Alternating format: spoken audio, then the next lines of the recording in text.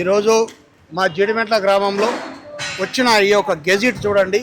22A మరి నిషేధిత జాబితాలో సర్వే నంబర్లు మేము ఉండే కాలనీ 1979లో మా కాలనీ ఏర్పడ్డది.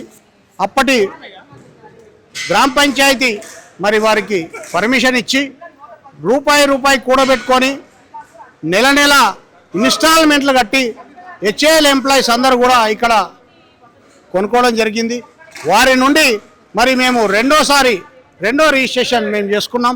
మాకు పర్మిషన్లు ఇచ్చారు, నల్ల కలెక్షన్లు ఇచ్చారు, రోడ్లు వేశారు, డ్రైనేజ్ వేశారు, వీధి లైట్లు వేశారు, కరెంట్ ఇచ్చారు, ట్యాక్స్ వసూలు చేసుకుంటున్నారు.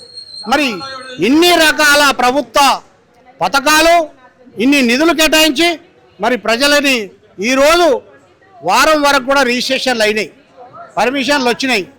మరి ఈరోజు 22A నిషేధిత జాబితాలో మా కాలనీని పెట్టడం, ఈ సర్వే నంబర్లు పెట్టడం, పెళ్లిళ్ళు ఆగిపోయినాయి. హాస్పిటల్లో ఉన్న పేషెంట్ల పరిస్థితి, బిల్లు కట్టలేని పరిస్థితి, చావు బతుకుల్లో ఉన్నారు. విదేశాలకు వెళ్ళే పిల్లలకి లోన్ రాకుండా వెళ్ళిపోయింది. మరి రేపు 30 తారీఖున జరిగే ఒక పెళ్లి ఉంది. సగం 300 గజాలు ఉంటే సగం ప్లాట్ అమ్ముకున్నారు బిడ్డ పెళ్లి కోసం.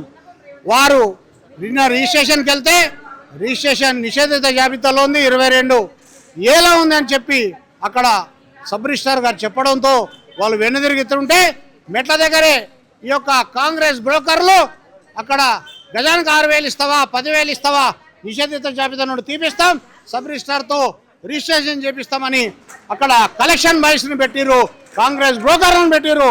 కాంగ్రెస్ బ్రోకర్లను పెట్టి కలెక్షన్ చేస్తున్న ఈ రేవంత్ రెడ్డికి త్వరలోనే గుణపాఠం చెప్తాం. 22A నిషేధించే వరకు మేము పోరాటం చేస్తాం, అసెంబ్లీని ముట్టడిస్తాం.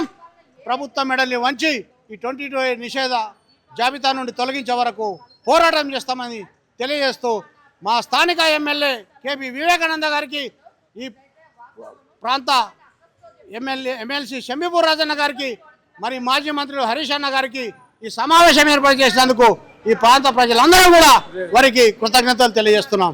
జై తెలంగాణ, జై టీఆర్ఎస్.